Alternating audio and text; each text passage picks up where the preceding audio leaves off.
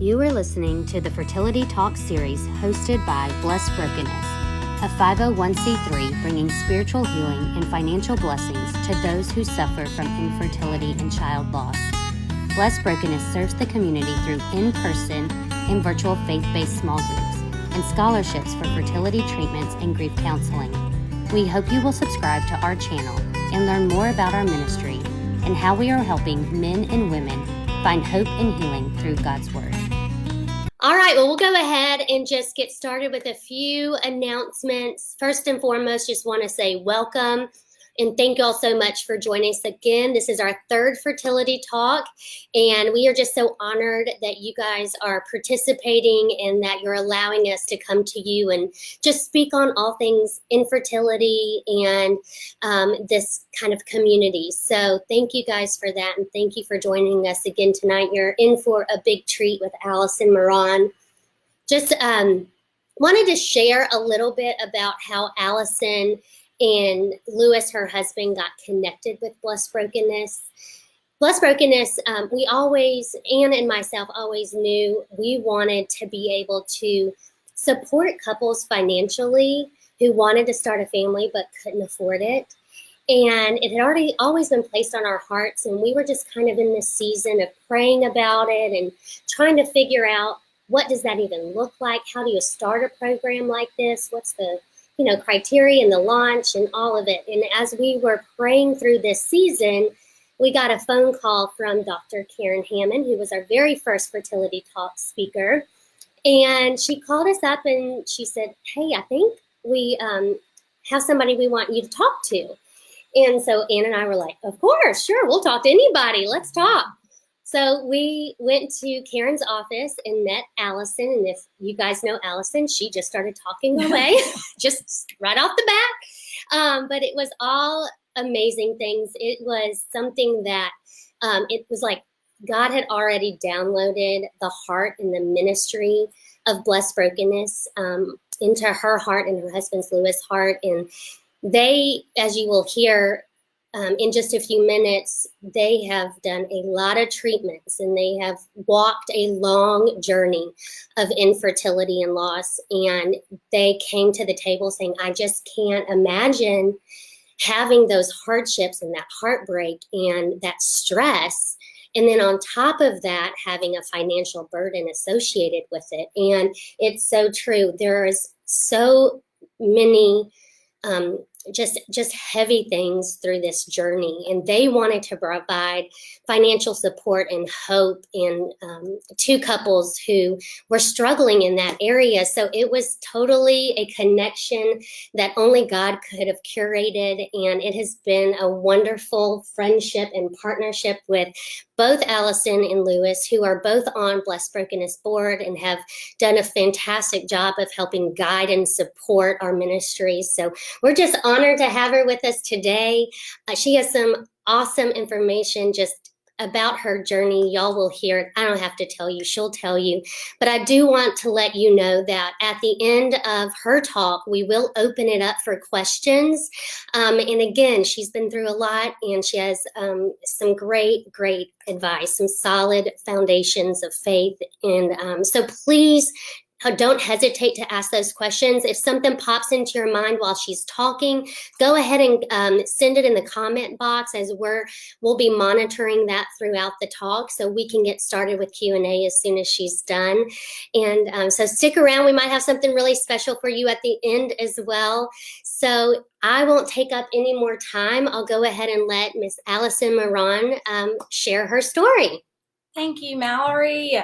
Hello, everybody. I am so honored to be here tonight, and I certainly appreciate you all taking time out of your day and your night to be a part of this with me. I always like to begin sort of my conversations or my talks that I do by saying, if you had told me years ago that I would be doing this, I never would have believed you.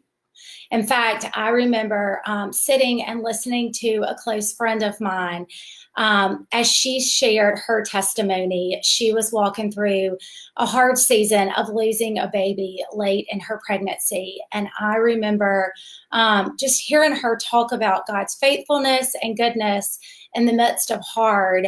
And as I was listening to her, I thought, gosh, I wonder what my testimony is going to be. I wonder what God is going to put on my heart. And so tonight, I'm here to share that with you. I'm here to share my husband and I's story of infertility and of heartache and of loss and of surrogacy. And I'm also here to share our story of hope and encouragement and goodness and God's faithfulness. So thank you for being a part. And as Mallory said, I'm an open book, and you're going to quickly learn that about me. And so I encourage just any questions that you may have. Nothing is a bad question. And if I don't know the answer to it, we will certainly find the answer for you. But that being said, I'm just going to jump in to my story. And I'm also going to apologize. I did write some notes because I have found that God has had a way of sort of erasing some of this heartache and this pain that we have walked through. And it was 4 years of walking through a hard season. And now we're 4 years out of that season. And so I am going to refer to some notes because thankfully I don't remember everything. I also always say to those of you that are watching this, that are walking through infertility currently, my hope and my prayer for all of you is that God will erase your heartache and your pain, and that you'll get to the other side of this and find the hope and the goodness and the faithfulness that He exists in. That being said, when Lewis and I got married, we knew that we wanted a big family. Like everybody, we felt like we were going to be able to get pregnant pretty easily. And after trying for a little while, we called and spoke to our OB, and he pretty quickly put us on the common fertility drug of Clomid. And we tried that for a while. And when that didn't work, we immediately jumped into injectables. For me at that time, my issue was ovulation, and I was not ovulating on my own. And so we moved to injectables in hopes that that would work. And we did that for probably 6 months and did not have any success with injectables. And so after prayer and conversation with our doctor, we decided to go on and move to IVF. At that point, even though we had been trying for a little while, I remember being so hopeful and excited because we were trying something new. And in the medical world, a doctor is going to tell you that IVF has a high success rate. And so we were excited for that, and we jumped into that. And we had a really good egg retrieval. For us, egg retrievals were never an issue. We were always able to get healthy eggs and have a lot of them. And so we did our retrieval and we did our transfer. And 2 weeks after our transfer, we found out that we were pregnant. And so we were extremely thankful and extremely excited. And we were monitored closely by our fertility doctor. And at our 6-week appointment, we saw a strong heartbeat. And so we thought we were well on our way. And our fertility doctor released us to our OB. And we showed up for our 8-week appointment at our OB's office, and unfortunately found out that the baby was no longer with us. And we were devastated.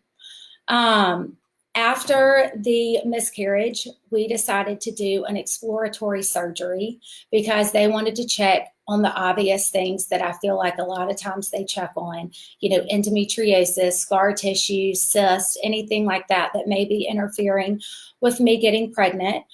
And, for those of you that are watching that are walking through infertility, it is so frustrating, especially when it's unexplained, because you're so desperate for answers that you're really willing to do anything. And so when they said, let's do this exploratory surgery, we said, sure, why not?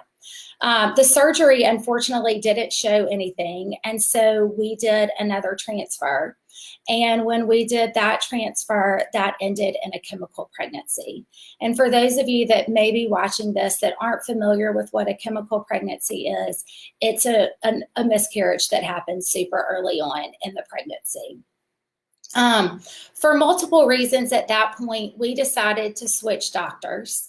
And our new doctor that we saw wanted to do another IVF cycle because he wanted to be sort of in control of the process, and he wanted to grow our embryos in his lab.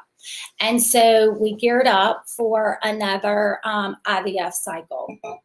We had another successful retrieval, and we did 2 different transfers with this doctor, and both of those transfers ended in chemical pregnancies.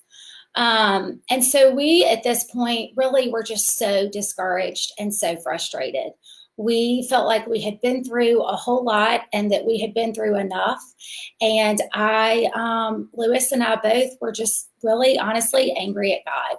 We were angry at God for not answering our prayers and not giving us our heart's desire.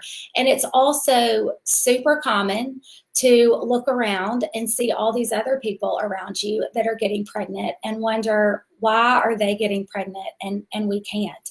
And so those were all questions that were going through our minds at that point. Feeling discouraged, we decided to take a break. And at this point, I started seeing a holistic doctor. And a shout out to all of you who feel like you're doing all of the things to try to get answers, because I get it. And you're, again, willing to do whatever it takes. And so this holistic doctor was telling me about all of these supplements that I needed to be on and all of these vitamins that I needed to try. And so I did all of those things and anything that she suggested. And we continue to be in touch with our fertility doctor at this point, but we were taking this break, and we spent 6 months resting, seeing this holistic doctor, trying to sort of cleanse my body of anything that was in it that maybe didn't need to be there. And during this 6 months, we did a whole lot of praying and a whole lot of soul searching. After taking that break, we tried one more time and did another transfer, and that transfer also ended in a miscarriage. At this point, I feel like we were super just numb to disappointing news. But thankfully, God had been working on our hearts, and he was preparing Lewis and I for something new. Lewis and I had had lots of conversations and lots of talks about our future. And I remember one night just telling Lewis I did not care how we got a baby, that I just wanted a baby to be put in a basket on our front doorstep. And, I just wished that at the end of the day, we were going to be parents. Lewis and I felt like we were being led at this point into surrogacy. It was almost as if we had had so much trouble sort of coming up with answers, coming up with solutions, but God had just ordainedly put the same idea in our head, and we were on the same page about surrogacy. Our doctor was also on the same page with us. And he felt like that this was the right next step for Lewis and I, because we were able to make healthy embryos. I was just having a hard time keeping and carrying the pregnancy. The doctors who consulted over our case also agreed that my body was, for some reason, just rejecting pregnancy. So we took the next steps towards this, and our doctor here in Birmingham sent us to see a doctor in Annapolis, Maryland. And the doctor that we went to go and see in Annapolis, Maryland is in the group Shady Grove Fertility. And so we went to see him, and at the same time, we started talking with a surrogacy agency. For those of you that don't know much about surrogacy, and I, again, will answer any question that I can find the answer to about surrogacy, it's a lot like adoption. And when you start down this road, you sort of create a profile about yourself and about your husband and about your beliefs and about your family. And so we spent a lot of time praying over and working on this profile. And we sent our profile to a counselor, and this counselor that works for this surrogacy agency told us that it normally takes about 6 months to be matched with a surrogate. And at that time, I was like, 6 months? You've got to be kidding me. I have already given years to this. I can't imagine waiting 6 months. But again, you're at their mercy and you'll do whatever they say. And so we expected that. I expected 6 months and just sort of tried to busy myself of other things, although when you're in the middle of this, it's hard not to be consumed by it. And we got a phone call 3 weeks after we had turned in our profile from our counselor that said, Allyson, you are not going to believe this, but I have who I feel is the perfect match to carry your baby. And she said, in all of my years of matching parents with surrogates, I rarely have been able to match people based off of their religious beliefs. And this person is someone whose faith and beliefs align perfectly with yours. And that was such music to our ears. First of all, I felt like, God, you really are in this. And you have picked the perfect person that's going to carry for us. And it was also good news in the midst of a lot of hard news that we had walked through at that point. And so after the 3 weeks, we got matched and we reviewed this person's profile because she too sort of writes something about herself. And we learned that our surrogate was a priest and she felt called to carry a baby for a Christian family that couldn't have their own children. This felt like such divine intervention for us, and it was certainly answered prayer. If I wasn't going to be able to carry my own child, then who better than a priest to carry your child for you? So after sort of we Skyped with these people, this couple that was willing to carry for us. We had sort of lots of meetings that we did over the phone. And then we had a face-to-face meeting with our doctor in Annapolis and with our surrogate and her husband. And we got kicked out of the restaurant after sitting there for 5 hours because we just felt like we had known these people for all of our lives and we didn't want to leave our conversations with each other. So fast forward through a month or so of doctor's appointments and of us, meeting with our doctor and sort of figuring out the next steps. And we did a transfer. And when we transferred our embryo that was genetically Lewis and mine. And the doctor assured us that when you do surrogacy, a lot of times, he said, unfortunately, it sometimes can take 2 tries before you get a positive pregnancy. And so that was kind of a good way of preparing us because unfortunately for us, that was the case. The first time we did a transfer, it did not work. And we were once again devastated and thinking, you've got to be kidding me. Here we are again. But we tried again and Sharon was successful. Our surrogate's name is Sharon and it was successful and she was pregnant with our baby. And we were so, so thankful. Sharon was monitored by her OB in Toledo, Ohio, where she's from, and she saw a healthy heartbeat at 6 and 8 weeks. She FaceTimed with us constantly, so we felt like we were present during those doctor's appointments and sent us pictures and videos galore and made us feel like we were right there next to her. Everything was going great. Until we got the most dreaded phone call of our lives and one that still is the most dreaded phone call of our lives. And we found out that Sharon, our surrogate, had miscarried at 10 and a half weeks pregnant. And it's really hard to put words and emotions around that phone call and the hours that followed, but we were devastated, angry, hurt. We felt betrayed and we were confused. We were so broken. And again, questioning God, why would you bring us this far and through all of this when all we want, Jesus, is to have a baby? I am a big believer in God winks, and I'm pretty sure that he gave me one that day because I had a book on my bedside table that a friend had given me, and it had just sat there on my bedside table, and for whatever reason, I had not picked it up. But on this day, not really knowing what else to do, I decided to pick this book up, and this book is called The Hardest Piece. And this book is written by Kara Tippett, who was a young mother of 4 kids. And she, while she was writing the book, was dying of stage 4 cancer. And that certainly probably seems like a really strange book to pick up on such a hard day when we had gotten such devastating news. But for us and for me, that book was a godsend.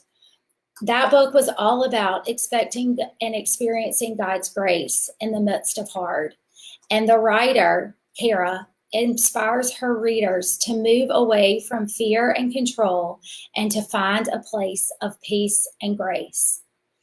I'm so thankful for that book and her incredible perspective because for me, it's exactly what happened. I got to the end of myself that day because I realized there was nothing that I could do to change my situation. There was no doctor that was going to all of a sudden give me the answer that I wanted.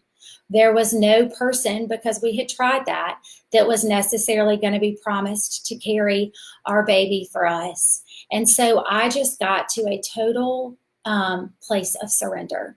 And that place of surrender, I think, is super hard to get to. It's super hard to get to because you want something so bad and you're consumed by it. But for me, I got to the point where I was so tired of trying to do it myself. I was so tired of trying to have someone else do it for me. And I'm so, so thankful for that place of surrender because it was in that place of surrender that I found Jesus and I found this faith and this relationship with Jesus that I wouldn't trade for anything in the world. I had my Bible study the next day after I sort of had gotten to this place of surrender. And my Bible study leader, I was obviously talking to them and walking through the heartache that we had faced, but also this just place of surrender and sort of this weird place of peace. And my Bible study leader walked in and she said, "Allyson, I have a verse for you." And this verse that I want to share with you is from the Message. And the verse that I was given for you says, "Help is coming. The answer is on the way. Everything is going to work out." And while, yes, I think in my mind, I probably was hopeful that everything was going to work out would mean that Lewis and I would have a baby, I also started realizing over those few days that my story and my situation was about so much more. I had to get to the end of myself so that I could be changed. My weakest moment and my weakest days led me to a deeper place. And God alone is the help and the answer that I needed that day. Conversations about our next steps and what to do after this heartache and after, at this point, our surrogate had a failed pregnancy that didn't even work, and then she'd had a miscarriage. We were just really confused and weren't sure what we should do. But our doctor encouraged us to try one more time. And we just sort of were at his mercy. And thankfully, our incredible surrogate was willing to try one more time. And so she sort of started prepping her body to try again and, start to take in the medicine again. And meanwhile, I had just had this really strange tug on my heart that I needed to go and see my fertility doctor. And I wasn't really sure why I was going, except for I just felt like I needed to. And then I was also kind of telling myself that I just needed to kind of go in for a checkup because I had been on all of these medicines for all of these years. And in the past, I had kind of had some cyst and I had struggled with that. And so I just decided to go in and have a checkup. And while I was there, we talked a lot about our struggles and what was going on with my surrogate. And my doctor just said, Allyson, I sort of feel like you're at this place where I want to put you on birth control, but just to regulate your cycle and to, try to get rid of some of these cysts that you've had in the past. But while you're here, I'm just going to go ahead and do sort of a physical, and we can mark that off of your list. And I want to do an ultrasound before I put you on birth control so that I can make sure that, you don't have any cysts. And so I got on the table and I was at the doctor by myself, and the nurse that was doing my ultrasound, we were just talking, and I had been with this practice for a while, and so they knew me and they knew our story, and so we were just talking, and all of a sudden, while the nurse was doing the ultrasound, I looked over and her eyes were filled with tears. And so immediately my mind goes to, oh my gosh, what has she found? Is there a tumor? Is there a cyst? I didn't know what to think. And she looked at me and she said, she could barely speak because she was so choked up. And she said, Allyson, if you'll look on that ultrasound screen, you're going to see a flickering. And that flickering is your baby's heartbeat. And y'all, out of nowhere, out of only God's true miracle, I was pregnant. And not only was I pregnant, but I was 8 weeks along with not a single bit of fertility medicine in my body. And Lewis and I laughed and we say, you know what? God was just waiting for his time to do it all on his own and all by himself. Okay, so I hop up from the ultrasound and laying on that table, and I probably shouldn't repeat the words that I said, but as you can imagine, I was totally and utterly shocked. Here we had tried for so many years and tried everything that there is as far as the fertility world is concerned to get pregnant. And I was naturally pregnant and I was 8 weeks along. And so I hopped up and immediately called my husband, Lewis, and he couldn't believe, obviously, what he was hearing. And then we went on to share with our families. And as you can imagine, being able to share that news with our families and our friends who have just supported us in every part of this and just been our biggest cheerleaders was really the greatest joy. And especially to be able to say, guys, this is God's miracle and it's all God's miracle. It didn't take any fertility medicine for me to get pregnant at this point. Okay, so backtrack, because if you'll remember, prior to me sharing with you that I was pregnant, I shared with you that my surrogate, Sharon, was also prepping her body to do another transfer. And so Lewis and I prayed about sharing this news with her, and we waited for a little bit of time to go by before we called and shared this news with her. And when I called her to tell her, I said, Sharon, you're not going to believe this, but I had a doctor's appointment and I am 8 weeks pregnant.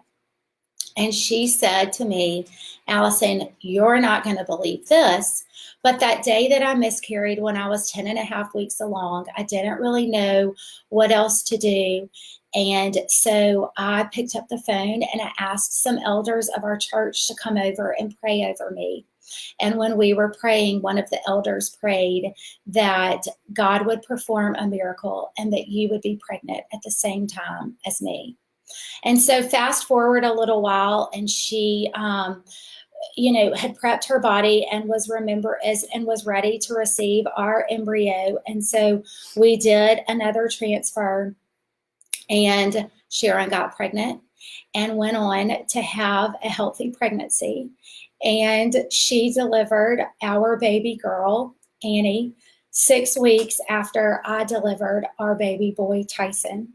And so we have miracle babies who we call Twiblings, Tyson and Annie, who are 6 weeks apart and who are 4.5 years old, and just are daily reminders of God's faithfulness and of God's goodness. And they're also our reminders of hard times and of suffering and of pain, but of remembering that God is always with us and he is good even when we don't think that he is. And so really, I sort of just want to sum up my story because yes, while all of the medical appointments and the doctor's appointments are good for me to share with you all, the highlights of my story are this. Infertility is hard. It brings about pain and loss and vulnerability and suffering and doubt and fear and discouragement. But God is so present in all of those feelings, and he's so much bigger than all of those emotions. We serve a God that's a God of redemption and of restoration and of healing and mercy, and he is always, always good. If you're currently walking through a painful season, you're not going to stay in it. There's something so much bigger and so much greater. And for me, I desperately wanted a baby for so long, and I made that baby my greatest desire. But God was doing so much more. God was able to say to me, Allyson, your greatest desire has to be to give me all control. Your greatest desire has to be to love me and to worship me. And my relationship with Jesus is so much deeper because of that. I know him, I worship him, and I trust him so much more authentically now than I did. God's character never changes, but he's in the business of changing our character. He knows what's best for us, and he knows how to make us better for him. I don't think that it was a coincidence that I'm able to sit here and speak to some of you a few days before Mother's Day. And for those of you that are desperately wanting a baby, knowing that Mother's Day is coming up, I want you to know that I have been where you are. I've spent many Mother's Days so sad and hurting. And I want to tell you to do what's best for you. Give yourself grace. It's okay to be angry. It's okay to be sad. It's okay to be upset. But as you grieve, know that you are loved. Know that God loves you and that he is taking care of you and that he is honoring you and he is celebrating you. And so when Sunday comes along, if no one else tells you Happy Mother's Day, please know that I'm telling you that and that you are celebrated and that you are loved. That being said, God has given me a purpose and he's given me a testimony through my story. I wouldn't have ever chosen this story. But now I can't imagine my life without this being my story and my purpose. A year ago, like Mallory was sharing with you, Lewis and I decided that we wanted to give back. And that, like Mallory said, we can't imagine people walking through infertility and loss without a community. And so we got divinely connected to Blessed Brokenness. And it has been my greatest honor to be able to serve Blessed Brokenness. And so what I also want to share with you is that if you are walking through a hard season of infertility or loss, please, please join Blessed Brokenness and be a part of a community that will support you and take care of you and love you and offer you hope and encouragement. We have a website that you can go to. It's blessedbrokenness.org.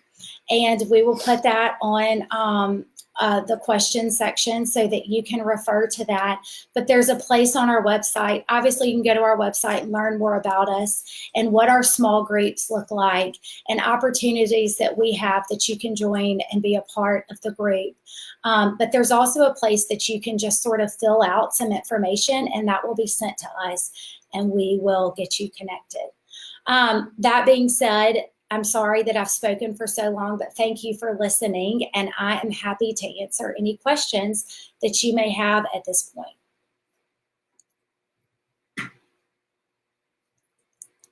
Hi, Allyson. Thank you so much. I tear up every time I hear her story. It's just full of such God's miracles and goodness and just how she walked it and what she's able to do now in just taking that testimony that the Lord has given her in having her discuss it in front of all you guys, which isn't easy. It brings up emotions, but it's exactly what he wanted you to do, and her purpose is being fulfilled for sure.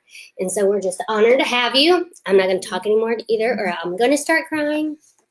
So let's get to some questions, y'all. Again, Allyson has been through a lot, so you guys talk to her, ask any kind of questions. One question is, what did you not have during your journey that you wish you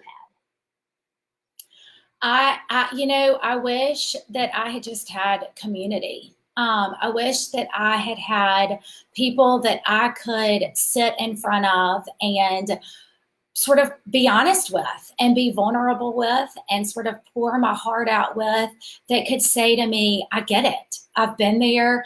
I've walked through it. I understand it, and I get it.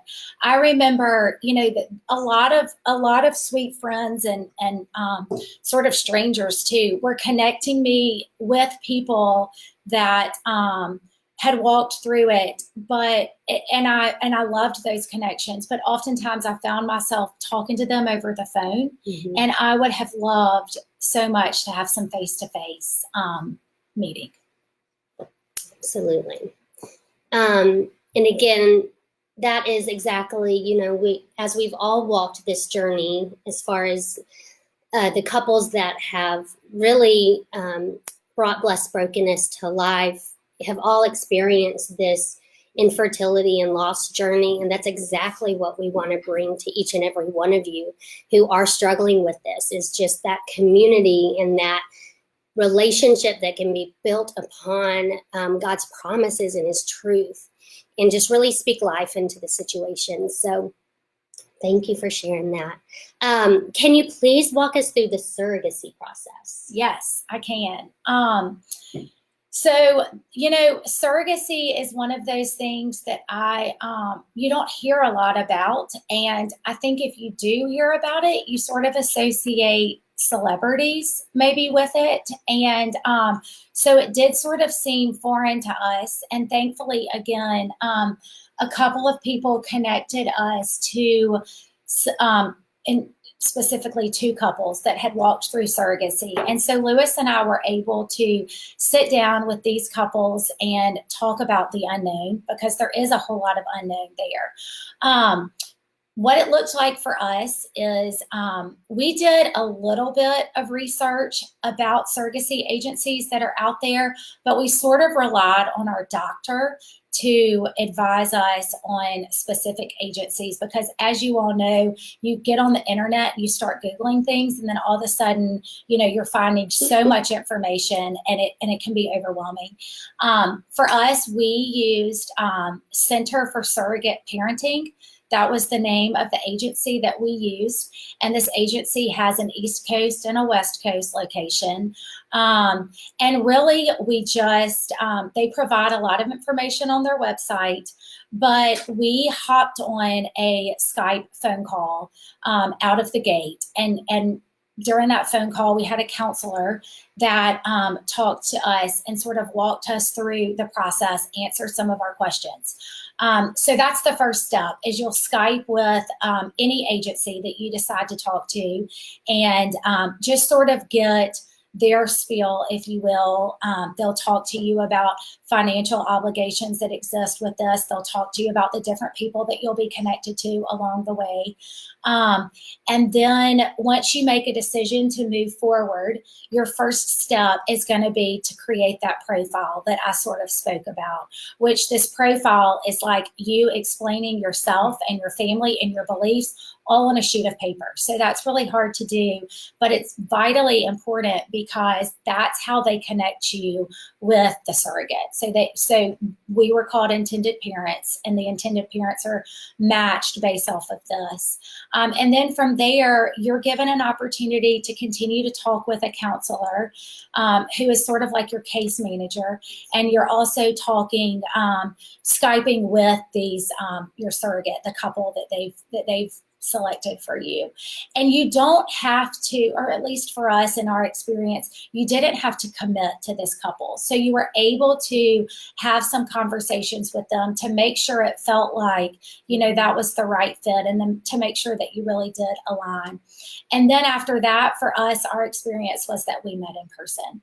And then from there, it really just kind of becomes just like in the fertility world where you're meeting with doctors and you're having appointments and you're doing retrievals and transfers, you're doing the same thing, except for instead of the embryo being transferred into you, it's transferred into your surrogate. And, if there are more questions about being further along in the process, I can certainly answer those. I don't know if people want to know more about the relationship and that sort of thing. But that's sort of just the general getting started. Well, and I know a little bit about your journey with your surrogate. And so just when you say relationship, I think it's so important that people who walk through this, they obviously want to feel connected and still in some way. And I know for you, your surrogate was many states away. Yes. So talk a little bit for those who are a little timid to get into that because they're afraid that relationship might not exist and there might be some kind of disconnect. How did you guys manage that relationship? Because I know you guys had a wonderful relationship with you. So, I get this question a lot, and especially when I'm talking with people and they're fearful of letting somebody else carry your, most prized possession. And so all I can really say to that is that I truly felt like this was a divine connection and divine intervention because I just had this peace about it the whole time. It's sort of like that place of surrender that I spoke to earlier. You can't really explain it. It just sort of happens. But I will say, I really trusted the agency that we were working with. They have counselors that supported her and counselors that supported us along the way. And so I felt like she was getting what she needed. But as cliche as it sounds to say this, the true connection that we had was Jesus, and that she was called to do this and that we were called to do this. And we just put all of our trust and our faith in his plan, and it worked out for us. I hate to give a cliche answer, but again, you sort of just have to trust the process and honor the process. And we did that. Lots of prayer. And a whole lot of prayer. This is sort of funny, but both Lewis's parents and my parents and us had so many people praying for us that we laugh now and say, really, we think that probably Jesus just ended up giving us 2 babies because he was tired of hearing from us. There were too many people knocking on his door wanting him to do this for us.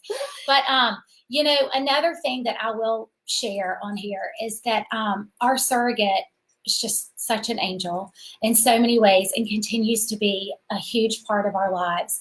But she documented and recorded and sent videos and pictures the whole entire time, even back to those days of when she found out that she wasn't pregnant the first time and when she miscarried. We have pictures to remind us of those moments. And she sent us a book after Annie was born that is sort of pages and pages of our journey. And if I'm in Birmingham, and I'm happy to share that with anybody that gets to the point of feeling like they may be called to surrogacy, but want sort of more information about it and want that piece of intimacy to learn more about how this really looks behind closed doors, because that is a gift and a treasure that I will forever be thankful for that she sent us out. Yes, I love that book. Great. One of the next question is, what type of support systems are provided by Blessed Brokenness?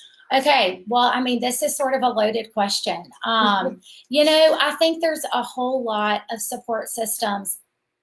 For me, I think that as often as we talk about it, and thankfully infertility is being talked about more and more, it's so comforting just to have that support system of sisters that are walking this season with you, that are sitting next to you, that are crying with you, that are praying over you, that are just there to support you and encourage you and to say, I've been there and I remember and I have felt angry and I have been mad at God. And sometimes I think we're sort of trained as Christians not to go there in our minds because it's not a healthy place to be. But I honestly have learned through my journey and through the wisdom of others that that's actually a really healthy place to be, because it takes the control away from you and it takes this like picture perfect, time away.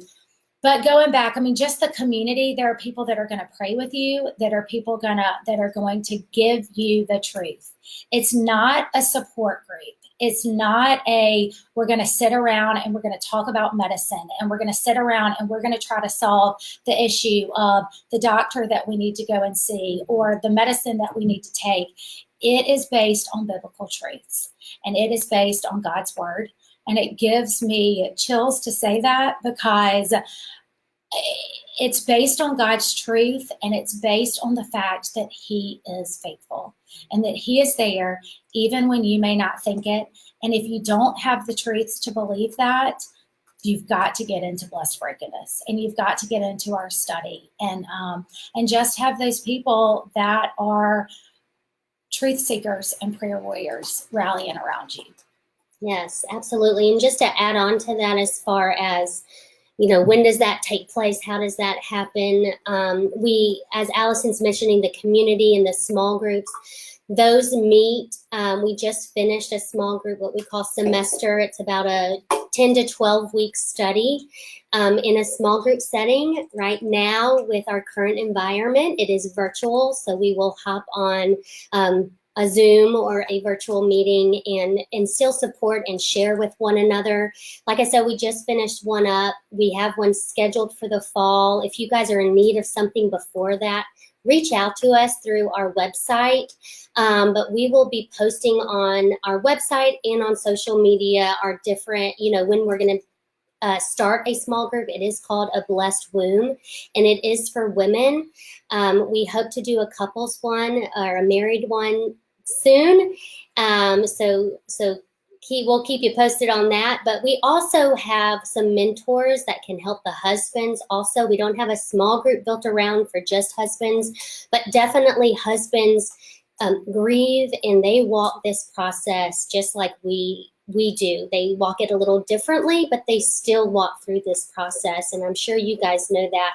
So we do have some men who have walked through this, are walking through this, and have some great spiritual foundation and can really speak life into the situation and support the men as well. So if you guys are interested in that, you can also reach out to us through our website. There's a contact us page there.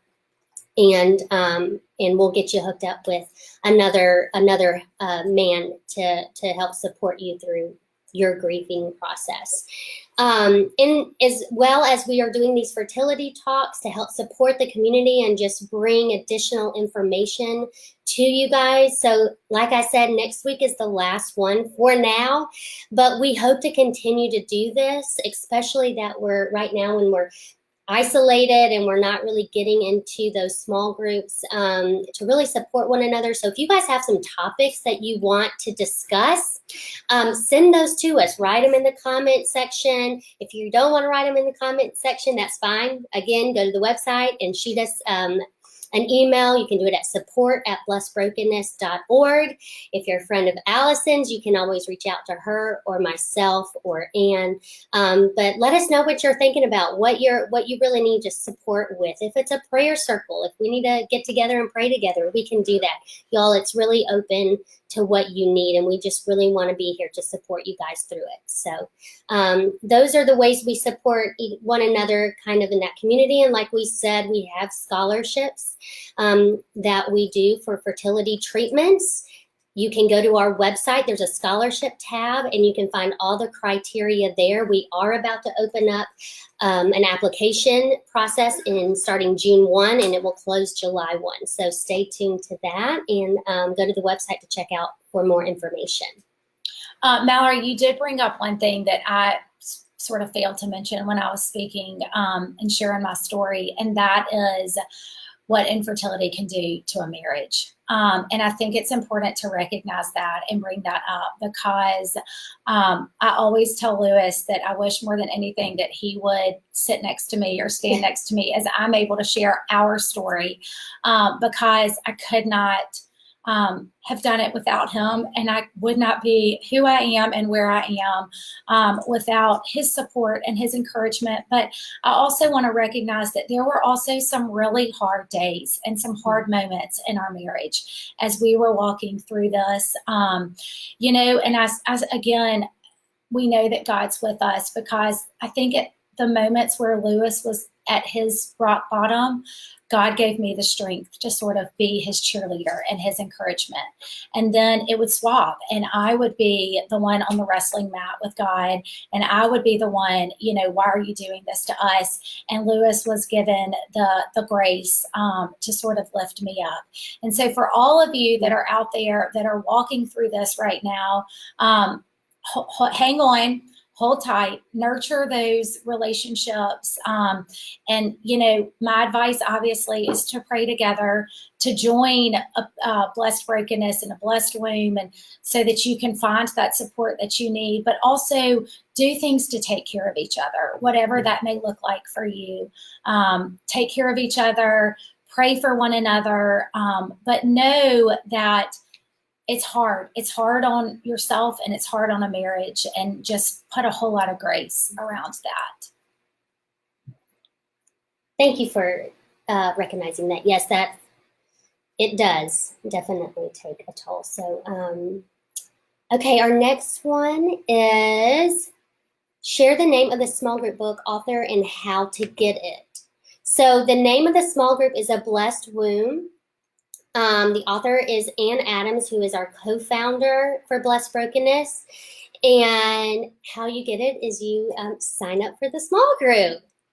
Yes. So awesome. It's not on Amazon yet. Not yet. But we're hoping and praying that one day it will be. Anne is across the table from us, and you should see her eyes right now. But honestly, the book is such a treasure. And so if for no other reason except that you want to get your hands on this book, what you're going to find is the book is sort of the segue into the group. And so the book is going to hook you in and just, like I said, give you truths and facts from Jesus, but then you're going to also find in this that the people are sort of like the stronghold that are going to hold you up. And there are tons of testimonials on our website about what people have learned and how they've grown through our small group of being a part of A Blessed Womb. So visit our website for sure. Which leads me into, we're getting close to our 8 o'clock stopping point, and Allyson talked just now about some testimonies, and what we wanted to share with you guys is our ministry overview video. If you haven't seen it yet, we would love to play it for you. We haven't done this yet on Facebook Live, because you don't get to test on Facebook Live, or if you do, please let me know how, because I can't figure it out. So I'm going to share my screen, and it's going to be a video that's played. It is our ministry overview video. It's about 5 minutes, and it really takes you through how Blessed Brokenness supports our community and what the participants are saying about Blessed Brokenness and how they've been impacted by this ministry and by this community. So we hope you'll stick around to watch it. If for some reason we get cut off, or it's choppy and it's not going so well, you can find it on our website, blessedbrokenness.org. It's on it's on the home page. So please check it out if you don't have time or if it doesn't work. And again, we'll be here next week, next Thursday at 7 p.m. yoga, to really have some meditation, kind of connect that mind, body, soul, and spirit. And hope you'll bring your husbands to do it along with you.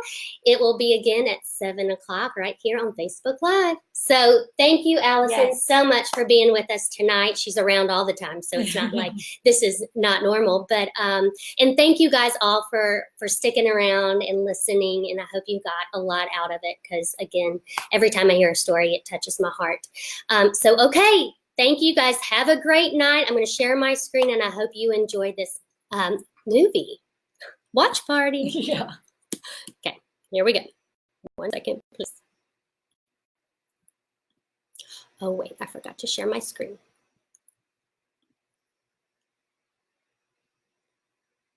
If anybody has, oh, see, there it is. Okay, guys, it's not going to work. Oh, man. But hold on. We can put you, we're just going to put our website here. It'll take you to our the homepage. Yep. And you can find it there. We hope you'll watch it. It's got a lot of great stuff. And again, thank you for tonight, and we'll see you soon. Bye. Thank you for listening to the Fertility Talk series hosted by Brokenness. To join a small group or apply for fertility scholarship, visit our website at blessbrokenness.org. We hope you will join us for our next fertility talk, available every second Monday of the month.